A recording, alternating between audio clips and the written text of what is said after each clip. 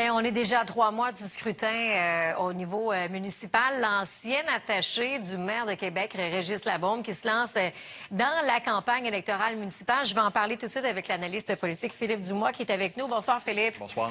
Paul-Christian Nolin, peut-être moins connu du grand public, mais très connu à l'interne, va se joindre à Équipe Marie-Josée Savard. D'abord, qui est-il et quel est l'impact de sa venue dans la course municipale? Il faut dire que M. Nolin a joué un rôle incontournable en politique municipale dans les 25 dernières années, dont notamment 12 ans au cabinet de la mairie, aux côtés de Régis Labaume. Donc, c'est un incontournable. C'est quelqu'un qui connaît la machine, qui a beaucoup d'expérience et qui en a vu passer beaucoup. Parce qu'avec Régis Labaume, on dit on ne fait pas d'omelette sans casser des œufs. Je pense que M. Labaume a au moins un poulailler à son actif. Il était aussi avec la mairesse Boucher avant d'être avec M. Labaume. Donc, ça fait vraiment longtemps qu'il est dans l'arène politique. Quel est l'impact de sa venue? Là, ce serait peut-être dans Saint-Roch qui se présenterait? C'est intéressant parce que Québec, fort et fier, rappelez-vous, espérait faire un gain en recrutant Pierre-Luc Lachance, qui s'est fait élire avec Équipe Labaume. Maintenant, si M. Nolin se présente dans le même district, la course va être serrée parce que M. Nolin, c'est de l'expérience politique, mais c'est aussi un réseau de contacts assez impressionnant.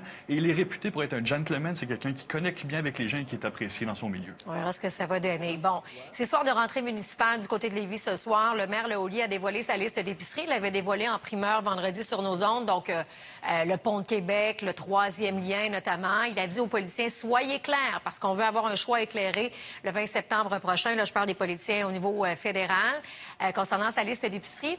Mais la question que je me pose ce soir, c'est quel est le poids de ces demandes dans la présente campagne à l'heure actuelle? M. Lehaulier se représente à l'élection municipale et, à moins d'un revirement exceptionnel, il se dirige vers une réélection. C'est quelqu'un qui est bien en selle, qui contrôle son conseil municipal et qui est généralement très bien apprécié à Lévis. Donc, lorsqu'il parle, ça compte. Et lorsqu'il parle, généralement, les politiciens fédéraux l'écoutent parce qu'il représente une force politique sur la Rive-Sud de Québec. Les conservateurs ont dit qu'ils allaient financer le 3e lien à 40 %. Déjà, les libéraux, avec Chrystia Freeland la semaine dernière, ont commencé aussi à démontrer plus d'ouverture. Du côté de Québec, le maire Labaume devrait aussi dévoiler une liste d'épiceries. Le prochain conseil municipal s'en vient la semaine prochaine, le premier depuis les vacances. Est-ce qu'il a autant de poids politique alors qu'il a annoncé qu'il quittait son poste de maire? Bien, c'est un peu une position inédite pour Régis Labaume. On est habitué d'avoir un maire puissant à Québec, un maire qui a ses entrées dans les ministères, dans les cabinets de premier ministre.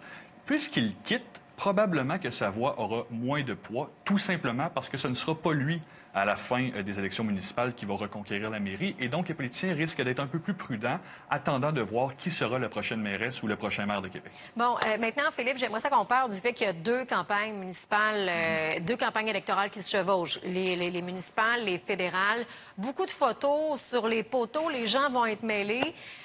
Quel est l'impact sur le taux de participation, sur les candidats aussi qui veulent faire passer leur message? Bien, d'abord, pour les candidats, le défi est double parce que, bon, ils doivent crier plus fort pour se faire entendre, pour attirer l'attention. Il y a moins d'attention médiatique parce que les médias doivent couvrir plus de campagnes, plus de candidats.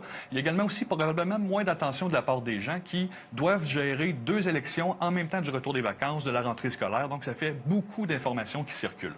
Sur le taux de participation, là, il pourrait avoir un impact négatif aux élections municipales parce que 2 élections, une à la suite de l'autre, ça fait beaucoup. Et on le sait, les élections, c'est pas le sport national favori des Québécois. Alors, il va falloir convaincre 2 fois plus d'aller voter que c'est important et que ça peut faire une différence. Double défi, donc, pour les candidats sur le terrain pour faire passer leur message. Philippe Dubois, merci d'avoir été des nôtres. Bonne soirée. Au revoir.